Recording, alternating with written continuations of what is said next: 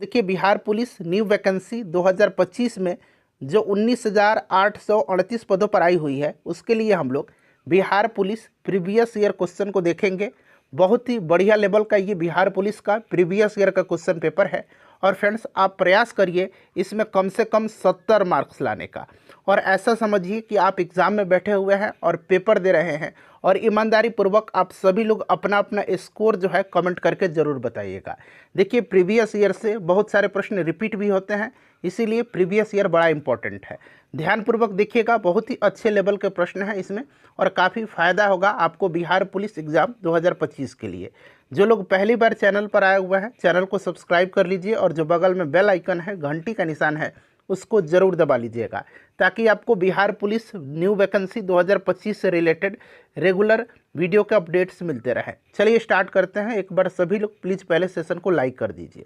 देखिए, पहला प्रश्न क्या पूछा गया है कि कूनो राष्ट्रीय उद्यान स्थित है, यानी कि कूनो राष्ट्रीय उद्यान जो है ये किस राज्य में स्थित है। देखिए, जो मैं आपको एक्सप्लेन करके एक्स्ट्रा फैक्ट्स बताऊंगा उसे आप ध्यानपूर्वक जरूर सुनिएगा। आंसर पहले से जानते हैं ना, तो आंसर कमेंट करते चलिए, इससे आपका रिवीजन भी होगा। चलिए सब लोग बताइए कि कूनो राष्ट्रीय उद्यान जो है ये किस राज्य में स्थित है। चलिए ध्यान दीजिए, कूनो राष्ट्रीय उद्यान जो है यह मध्य प्रदेश में है। कहाँ पर है? मध्य प्रदेश में। अच्छा, मध्य प्रदेश में और भी राष्ट्रीय उद्यान हैं और भी नेशनल पार्क हैं जो कि आपके एग्जाम में पूछे जा सकते हैं। जैसे कि मध्य प्रदेश में बांधवगढ़ राष्ट्रीय उद्यान है, कान्हा किसली राष्ट्रीय उद्यान है, सतपुड़ा राष्ट्रीय उद्यान, सतपुड़ा नेशनल पार्क भी मध्य प्रदेश में ही है, और पन्ना नेशनल पार्क ये भी मध्य प्रदेश में ही है। तो इतने सारे पॉइंट्स आप मध्य प्रदेश से ध्यान रखिएगा, ठीक है। चलिए अगला प्रश्न हमारा कि यदि एक वृत्त का परिमाप और क्षेत्रफल संख्यात्मक रूप से बराबर है तो वृत्त की त्रिज्या है। अब देखिए, वृत्त का परिमाप आपको पता है 2πr इसका फॉर्मूला होता है, और क्षेत्रफल का πr² होता है। क्लियर? अब कह रहे हैं कि परिमाप और क्षेत्रफल जो है ये संख्यात्मक रूप से बराबर हैं। मैंने यहाँ पर इनको बराबर कर दिया। अब यहाँ से देखिएगा, पाई से पाई कैंसिल हो जाएगा, और यहाँ पर 1r है और यहाँ पर 2r है, तो यहाँ पर बचेगा 1r। तो बच गया कितना? 2 = इधर 2 बचा और इधर कितना बच गया? r बच गया, यानी कि त्रिज्या कितना आ गया? 2 आ गया। तो देखिए ऑप्शन में 2 इकाई दिया गया है। आई होप कि आपको अच्छे तरीके से समझ में आ गया है।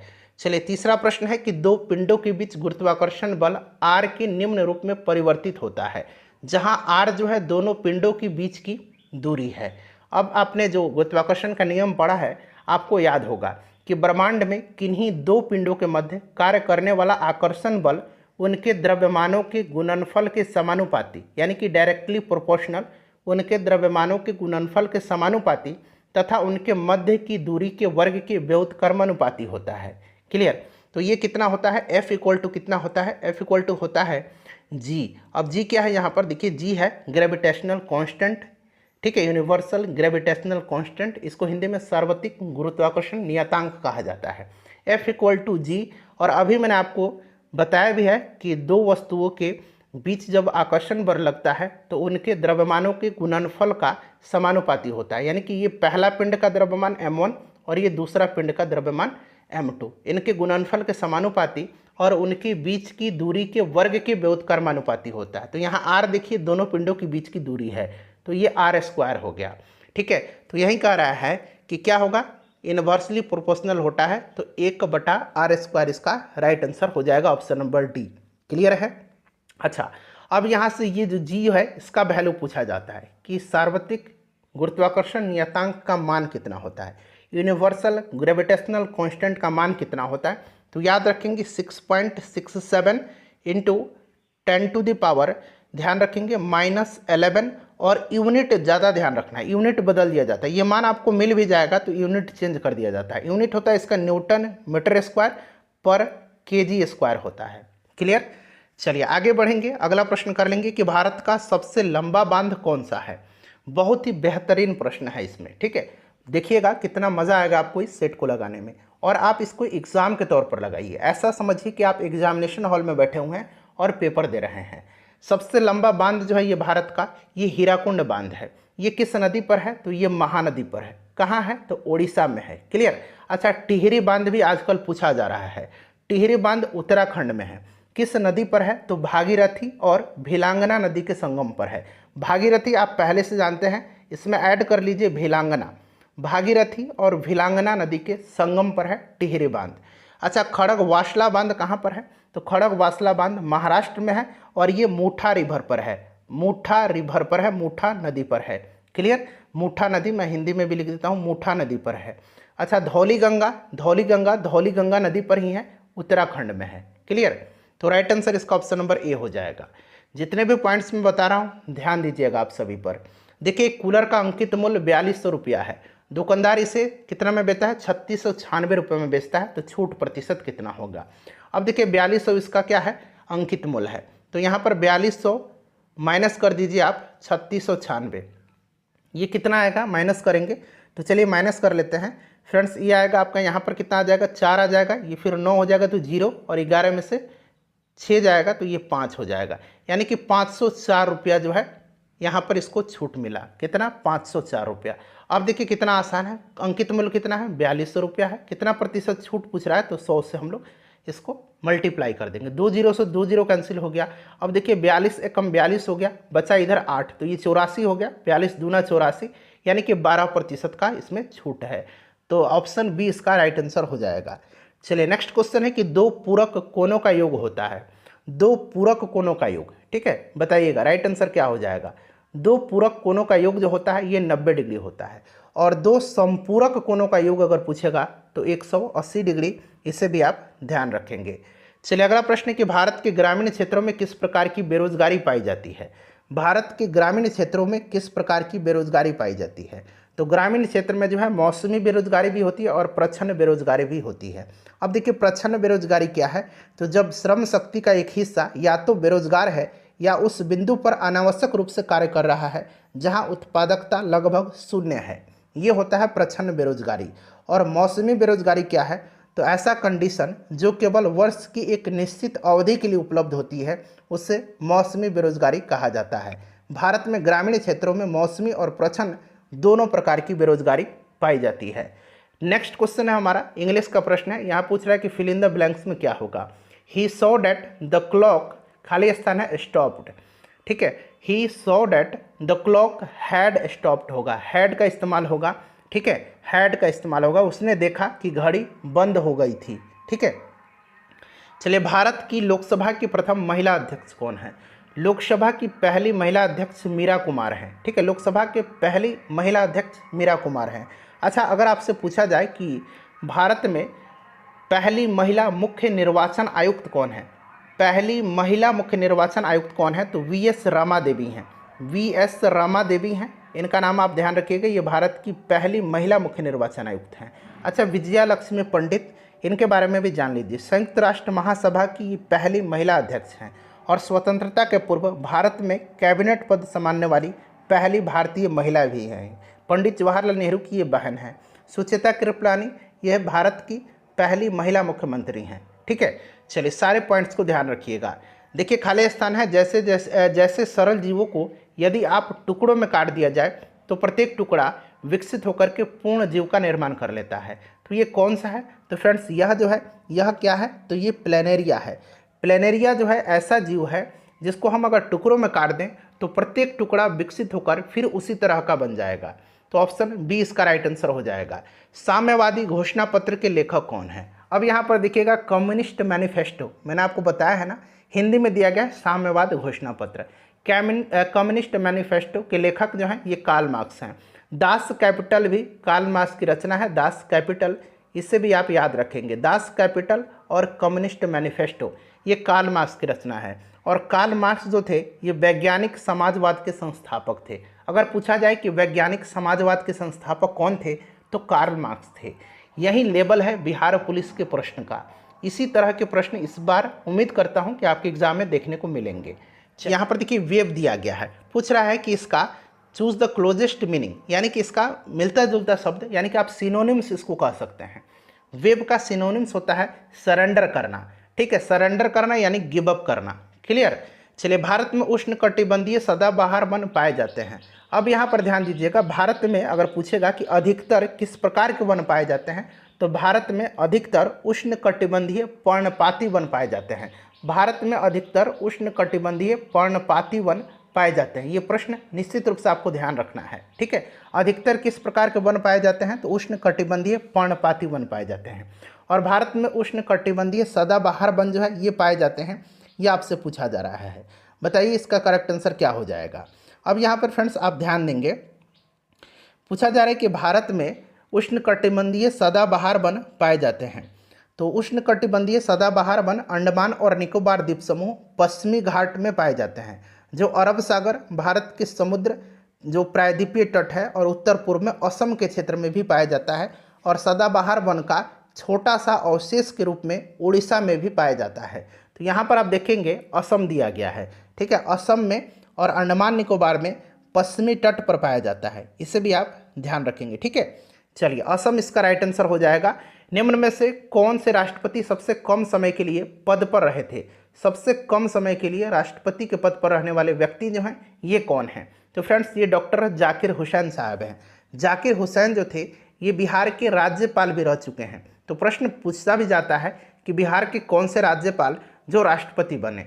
तो आजकल रामनाथ कोविंद जी का नाम ज़्यादातर ऑप्शन में दिखता है, लेकिन जाकिर हुसैन भी थे, तो इनका भी नाम आप जरूर याद रखिएगा, ठीक है। अंबेडकर जयंती मनाई जाती है, अंबेडकर जयंती मनाई जाती है।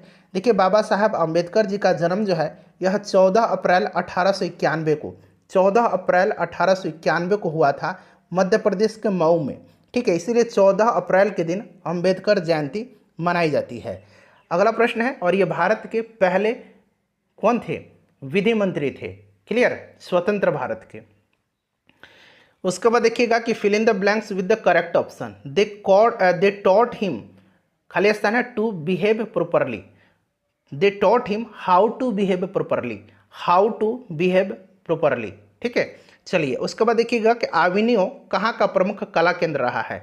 आविनियो है फ्रांस का, कहाँ का है? फ्रांस का है, क्लियर, ध्यान रखिएगा ये फ्रांस का आविनियो प्रमुख कला केंद्र है।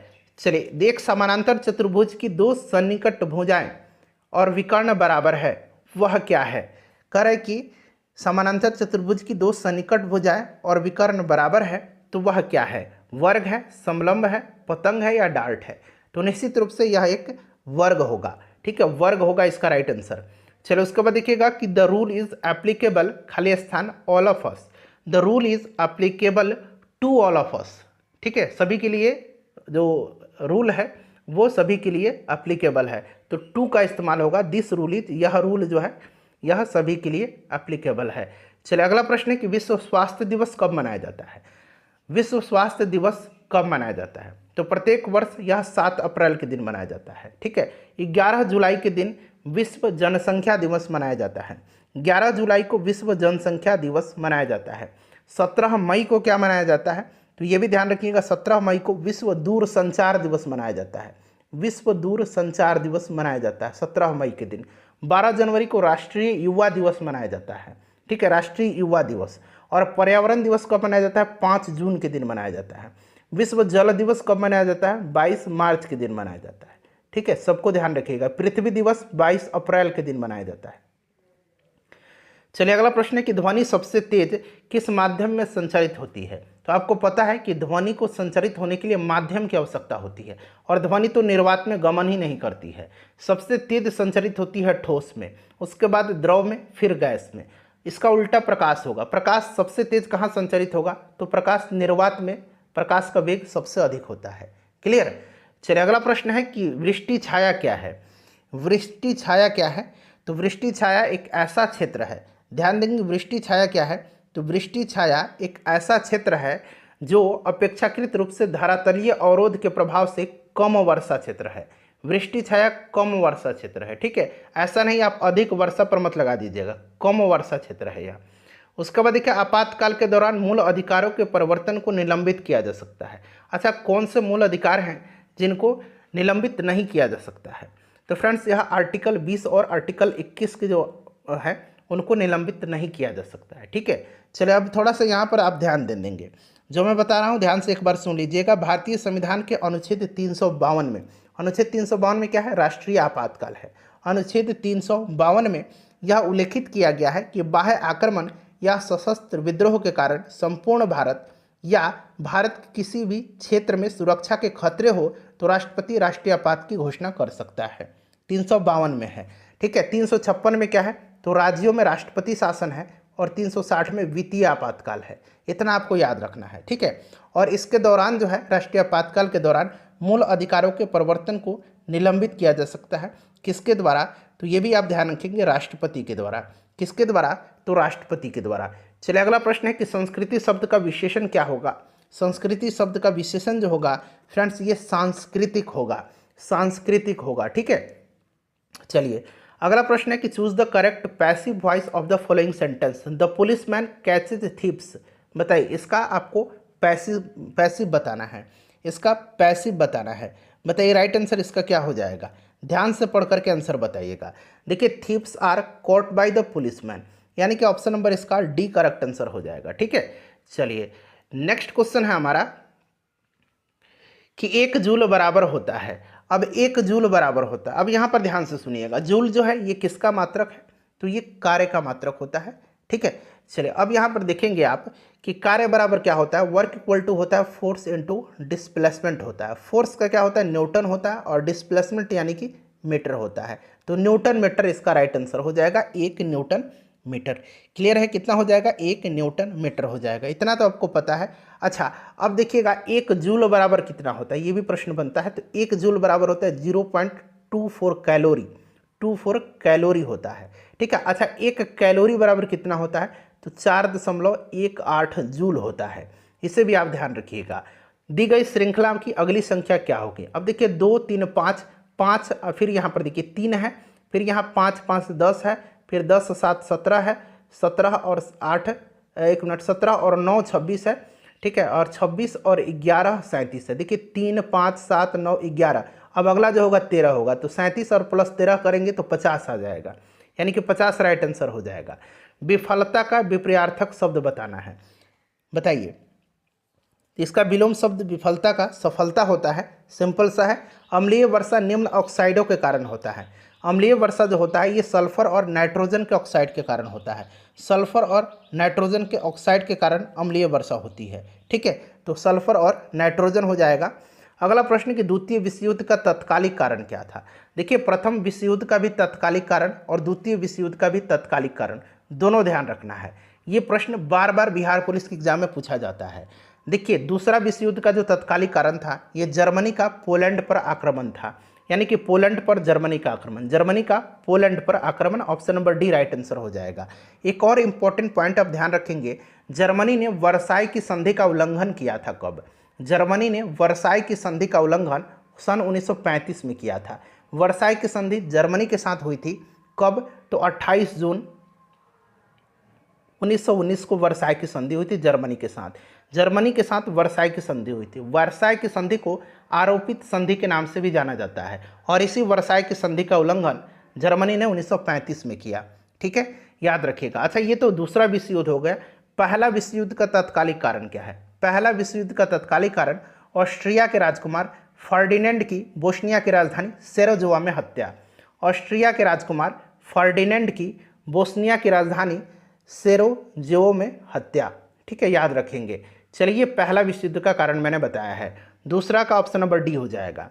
नेक्स्ट क्वेश्चन है कि निम्न में से किस विटामिन की कमी से स्कर्वी रोग उत्पन्न हो। विटामिन की कमी से स्कर्वी होता है विटामिन सी, स्कॉर्बिक एसिड ही इसका नाम होता है, ठीक है। विटामिन ए की कमी से कौन सा होता है, रतौंधी होता है। विटामिन बी की कमी से बेरी होता है, और विटामिन डी की कमी से रिकेट्स होता है, या ऑस्टियोपोरोसिस, ये हड्डी से संबंधित बीमारी है, ऑस्टियोपोरोसिस, ठीक है। चलिए यहाँ पे लिख दूँ, क्या लिख देता हूँ, ऑस्टियोपोरोसिस, ठीक है, याद रखिएगा। चलिए ये भी विटामिन डी की कमी से होता है। अगला प्रश्न कि गैलीलियो ने किस यंत्र की खोज किया था। तो गैलीलियो ने टेलीस्कोप का खोज किया था। झारखंड में झूम कृषि को कहते हैं। अब देखिए झूम कृषि यानी कि स्थानांतरित कृषि। अब देखिए पहाड़ी इलाकों पर जो होता है इसको झूम कृषि कहा जाता है, स्थानांतरित कृषि को, पहाड़ी ढलानों पर। और इसी झूम कृषि को अलग अलग राज्यों में अलग अलग नाम से जाना जाता है। अब यहाँ पर देखिए झारखंड में इसको कुरुआ के नाम से जाना जाता है। अच्छा पामलू जो होता है, झूम कृषि को मणिपुर में पामलू कहा जाता है, मणिपुर में पामलू कहा जाता है। और झूम कृषि को दीपा कहा जाता है छत्तीसगढ़ में और मध्य प्रदेश में भी कहा जाता है, लेकिन मेनली आपको छत्तीसगढ़ याद रखना है। क्लियर है। चलिए, अच्छा, आंध्र प्रदेश में इसको पोडू कहा जाता है, आंध्र प्रदेश में इसको पोडू कहा जाता है। चलिए, अगला प्रश्न है हमारा कि मेरी माँ ने आज तुम्हें बुलाया है, इसका इंग्लिश ट्रांसलेशन करना है। मेरी माँ ने तुमको बुलाया है आज, ठीक है। My mother has called you today, my mother has called you today. Next question है कि आ रही रवि की सवारी कविता में बादलों की एकरूपता किससे की गई है। आ रही कवि की सवारी में बादलों की एकरूपता किससे की गई है। तो देखिए, यह कविता जो है यह हरिवंश राय बच्चन जी के द्वारा रचित है। और आ रही रवि की सवारी, इसमें कवि ने बादलों की एकरूपता अनुचरों से की है। अनुचरों राइट आंसर हो जाएगा।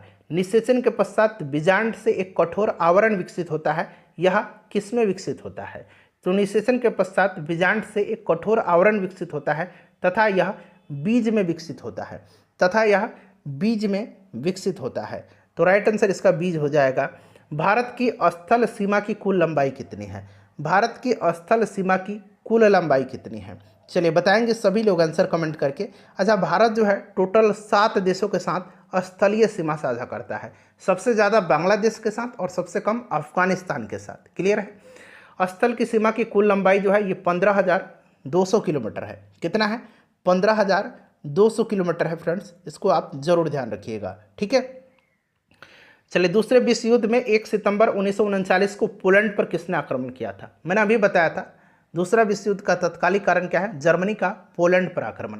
पोलैंड पर आक्रमण जर्मनी ने किया था, जर्मनी का तानाशाह एडोल्फ हिटलर ने किया था। क्लियर है।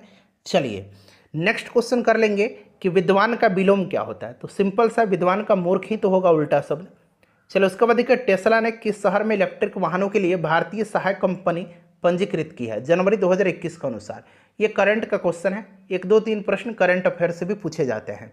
तो इसका राइट आंसर मैं आपको बता देता हूँ, बेंगलुरु इसका राइट आंसर हो जाएगा, ठीक है। Option number D correct answer हो जाएगा।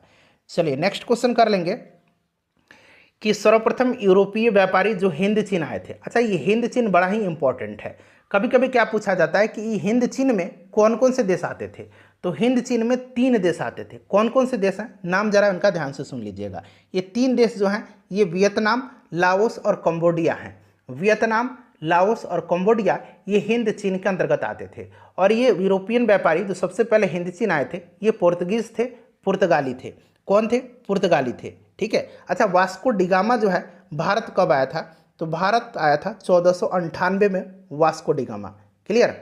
चलो, उसके बाद देखिएगा कि सिंधु तथा सतलज नदी के मध्य हिमालय को जाना जाता है। सिंधु तथा सतलज नदी के मध्य स्थित हिमालय को पंजाब हिमालय के नाम से जाना जाता है। पंजाब हिमालय के नाम से जाना जाता है। और सतलज और काली नदी, सतलज और काली नदी के मध्य स्थित हिमालय को कुमायूं हिमालय कहा जाता है। सतलज और काली नदी के मध्य स्थित हिमालय को, ठीक है। काली नदी और तीस्ता नदी के बीच, काली नदी और तीस्ता नदी के बीच जो हिमालय स्थित है उसको नेपाल हिमालय कहा जाता है। और ध्यान दीजिएगा, तीस्ता नदी और दिहांग नदी के मध्य जो स्थित हिमालय है उसको असम हिमालय कहा जाता है। परमाणु ऊर्जा संयंत्रों में विद्युत उत्पन्न करने के लिए किस समस्थानिक का उपयोग किया जाता है। सिंपल सा क्वेश्चन है बट रिपीटेड क्वेश्चन है, बिहार पुलिस में लगातार पूछा जा रहा है। यूरेनियम 235 का इस्तेमाल किया जाता है। राज्यसभा के 1/3 सदस्य अवकाश ग्रहण करते हैं प्रत्येक कितने वर्ष के पश्चात।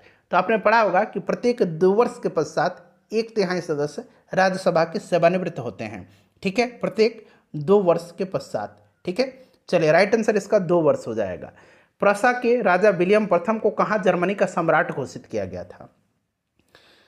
तो इनको घोषित किया गया था 1871 में। कब, 1871 में वर्साय में। कहाँ पर, वर्साय में। वर्साय में एक सभा का आयोजन किया गया था 1871 में, और वहीं पर प्रसा के राजा विलियम प्रथम को जर्मनी का सम्राट घोषित किया गया था।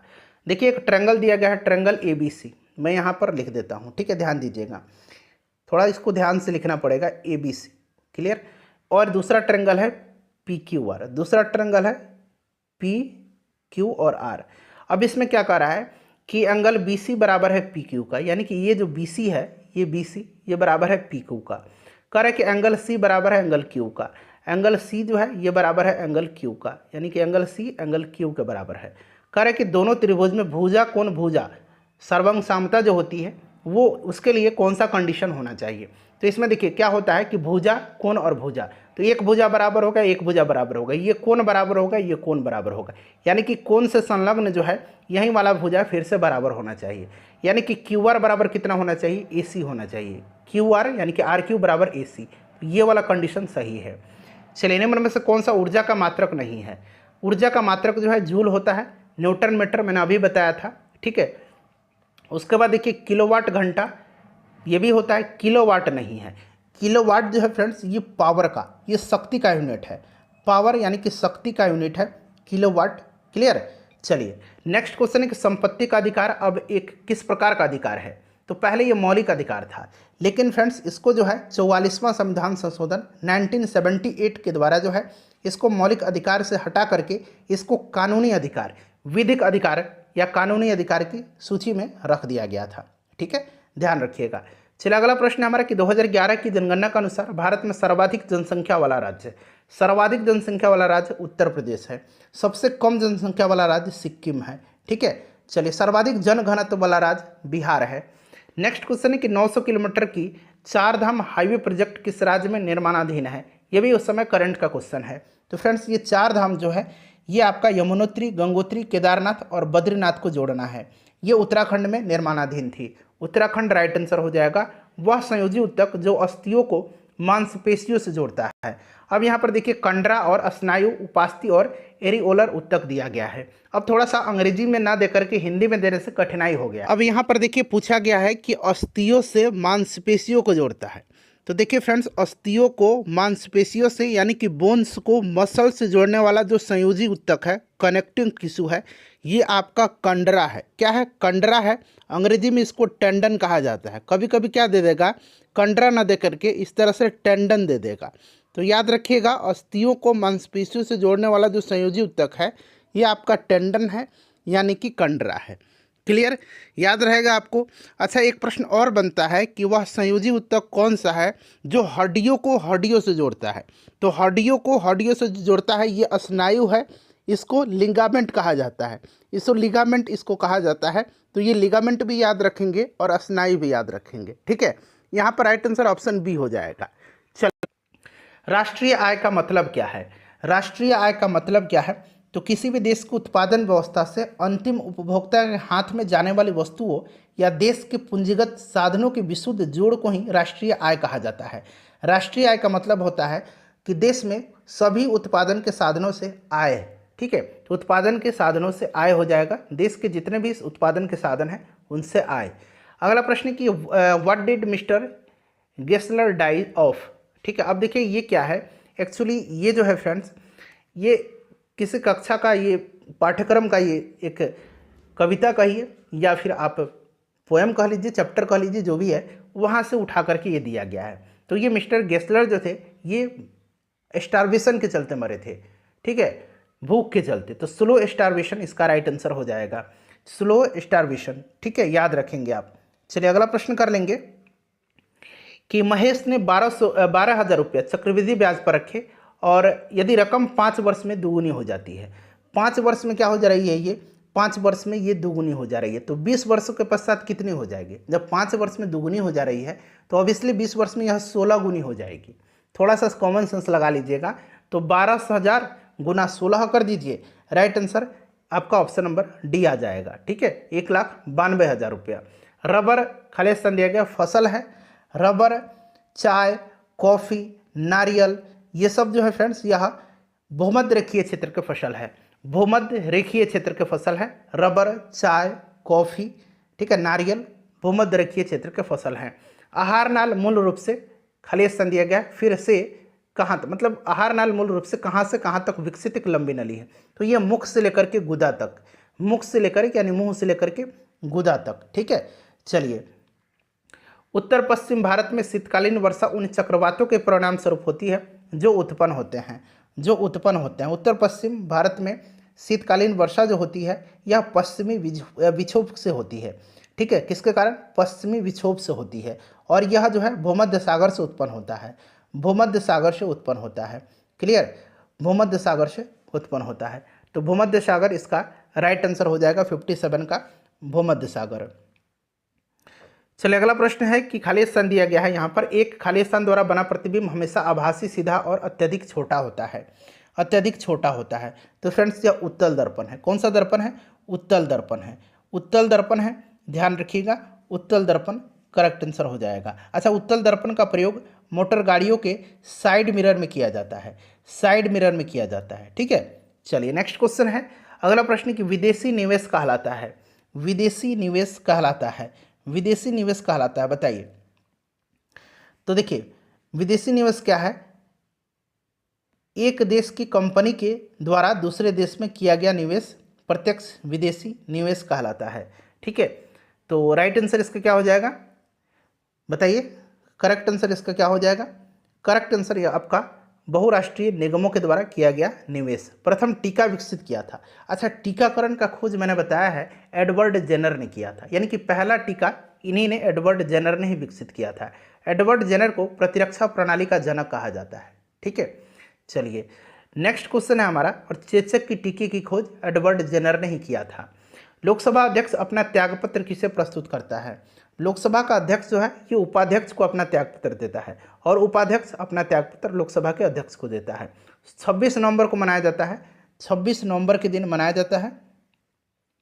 तो देखिए 26 नवंबर के दिन ही, 26 नवंबर 1949 को भारत का संविधान आंशिक रूप से, या कहिए कि भारत का संविधान अंगीकृत किया गया था। ठीक है, इसीलिए 26 नवंबर को भारतीय संविधान दिवस या राष्ट्रीय कानून या राष्ट्रीय विधि दिवस मनाया जाता है, तो राष्ट्रीय विधि दिवस के रूप में। चलिए नेक्स्ट क्वेश्चन करेंगे कि एक सिक्के को 40 बार उछाला जाता है और परिणाम क्या आते हैं? 70 बार चित आता है और 23 बार पट आता है। तो सिक्के की एक उछाल में चित आने की संभावना, चित कितना है? 70 बार, और इसकी संभावना उछाला कितना गया है? तो 40 बार, तो 70/40 इसका आंसर हो जाएगा। ठीक है, वहीं अगर पूछता पट आने की संभावना तो 23/40 होता। अगला प्रश्न है कि सुंदरबन राष्ट्रीय उद्यान भारत के किस राज्य में है? सुंदरबन जो है ये पश्चिम बंगाल में है। सुंदरबन पश्चिम बंगाल में है। अच्छा, एक बक्सा टाइगर रिजर्व भी है। बक्सा टाइगर रिजर्व ये भी पश्चिम बंगाल में ही है। ठीक है, याद रखेंगे, बक्सा या बुक्सा ये पश्चिम बंगाल में है। उपराष्ट्रपति का कार्यकाल तो ये 5 वर्ष का होता है। ठीक है, चलिए वायुमंडल में स्थित ओजोन सूर्य से आने वाली किस प्रकार की विकिरण से पृथ्वी की रक्षा करता है? सुरक्षा करती है। तो आपको पता है कि ये परावैंगनिक किरण है। मनरेगा के अंतर्गत देश के ग्रामीण क्षेत्रों में कितने दिन काम दिया जाता है? अच्छा, मनरेगा, मनरेगा यहाँ मैं लिख देता हूँ। ठीक है, इसका फुल फॉर्म क्या होता है? फुल फॉर्म भी जानना चाहिए आपको। Mahatma Gandhi national rural employment guarantee act.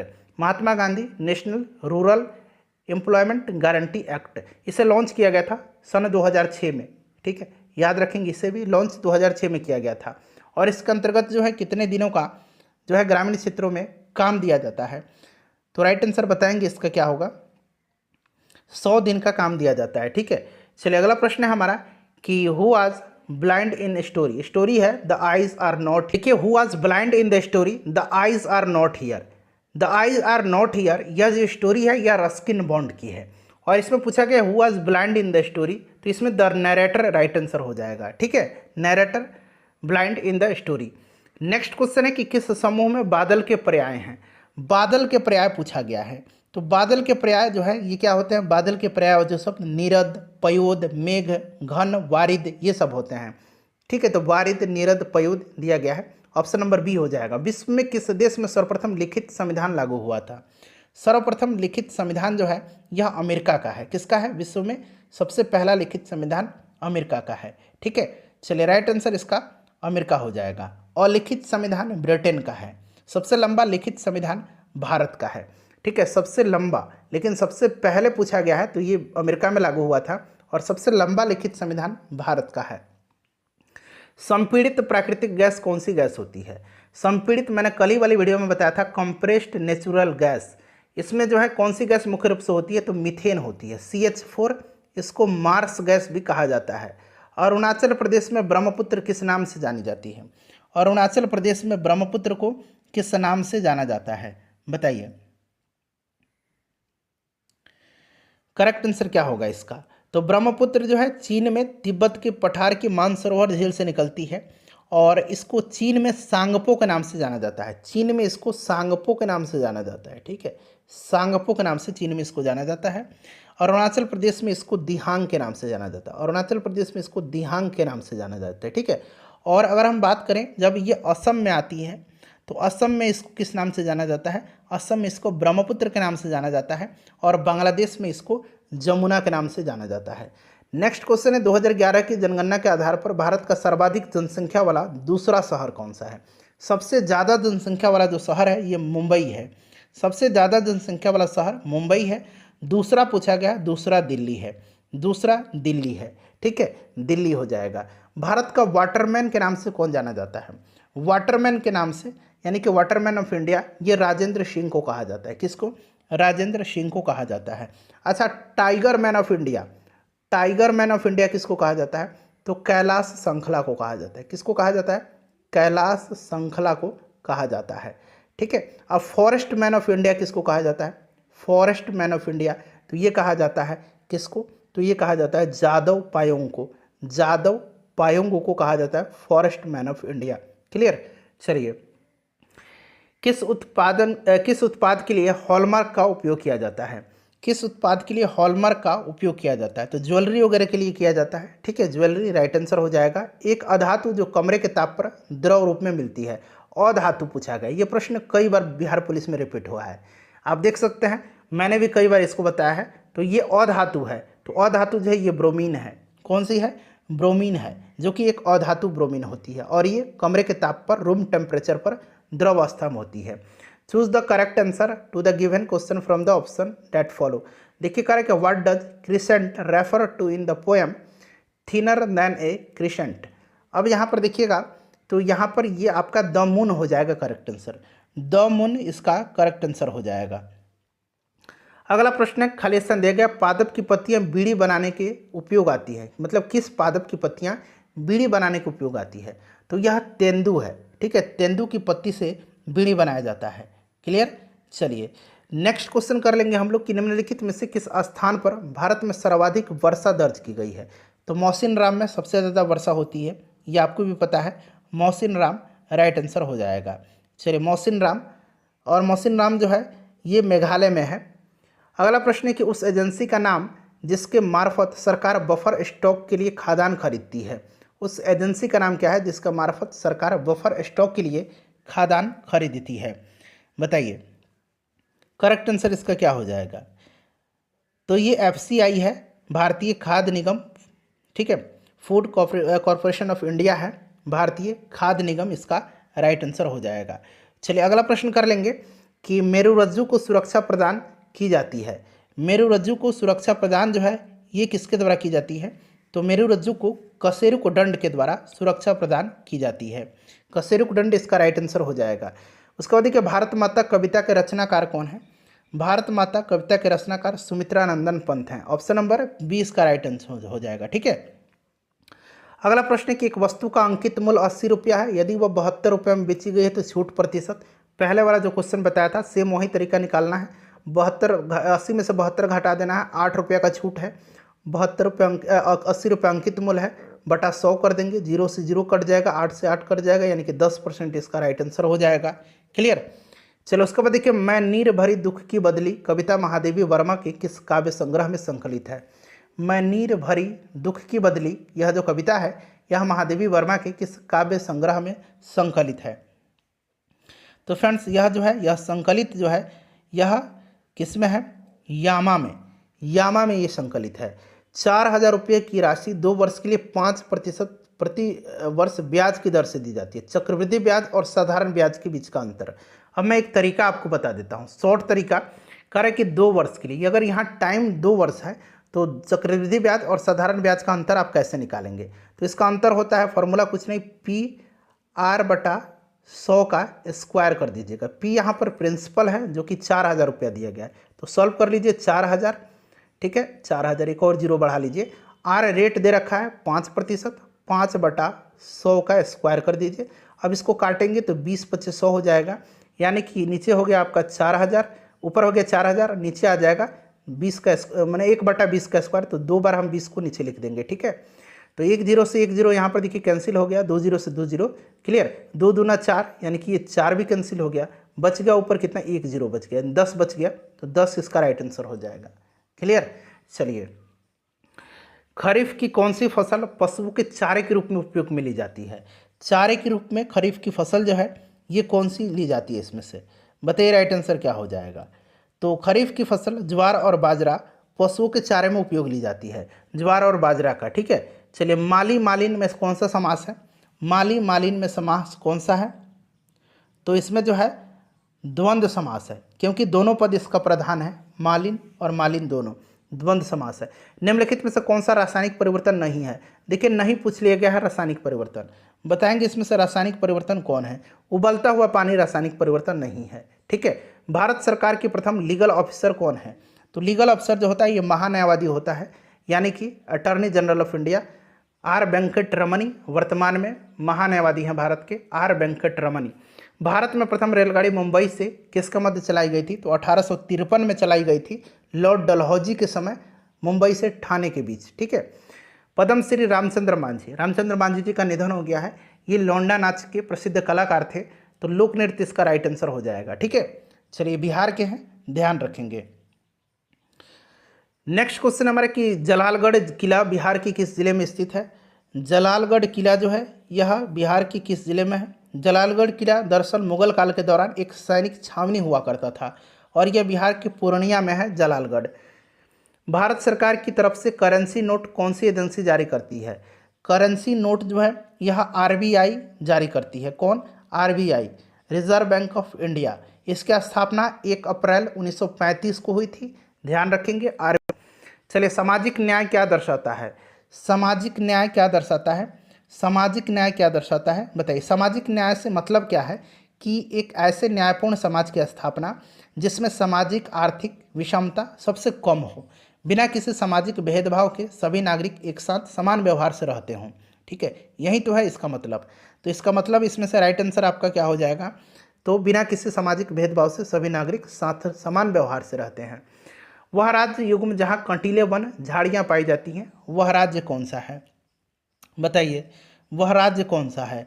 तो फ्रेंड्स, यह राजस्थान और गुजरात है, जहाँ पर कटीले वन और झाड़ियाँ पाई जाती है। तो गुजरात और राजस्थान। ठीक है, यहाँ थोड़ा सा रेगिस्तान है, राजस्थान में तो है ही। ठीक है, गुजरात में भी है। चलो, उसके बाद देखिए, प्रसिद्ध गीत सारे जहाँ से अच्छा, इसकी रचना किसने किया है?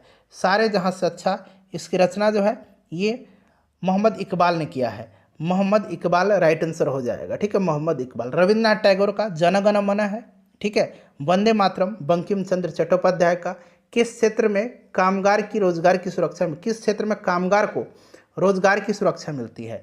तो किस में मिलेगी? किसी भी संगठित क्षेत्र में ही तो मिलेगी, संगठित क्षेत्र में राइट आंसर इसका हो जाएगा। चलो, उसके बाद देखिएगा कि प्लास्टर ऑफ पेरिस बनाया जाता है। प्लास्टर ऑफ पेरिस जिप्सम से बनाया जाता है। जिप्सम का फॉर्मूला क्या होता है? CaSO4 × 2H2O होता है, याद रखेंगे। और प्लास्टर ऑफ पेरिस का CaSO4 × ½ H2O होता है, ½ H2O। इसको जो है प्लास्टर ऑफ पेरिस को कैल्शियम सल्फेट हेमीहाइड्रेट भी कहा जाता है। चलिए, हमारी नींद कविता के कवि कौन है? हमारी नींद कविता के कवि जो हैं ये कौन है? तो फ्रेंड्स, ये वीरेन डंगवाल हैं। कौन है? वीरेन डंगवाल हैं। ठीक है, याद रखिएगा, हमारी नींद कविता के कवि वीरेन डंगवाल हैं। फिल इन द ब्लैंक्स और अपना स्कोर अब बता के जाइए। चलिए, वाटर खाली स्थान दिया गया एट 100 डिग्री सेल्सियस। सिंपल सा क्वेश्चन है। वाटर बॉयल होता है 100 डिग्री सेंटीग्रेड पर, तो बॉयल्स हो जाएगा, यहाँ पर बॉयल्स होगा, बॉयल नहीं होगा, बॉयल्स होगा। क्लियर, याद रखेंगे। तो दोस्तों, अगर आप लोग बिहार पुलिस की तैयारी कर रहे हैं तो ये जितने भी प्रैक्टिस सेट आएंगे आप सभी लोगों के लिए बहुत ही हेल्पफुल होने हैं। तो हमारे साथ जुड़ जाइए और हमारे चैनल को सब्सक्राइब कर लिए ताकि जितनी वीडियो आए आपको नोटिफिकेशन ज़रूर मिले।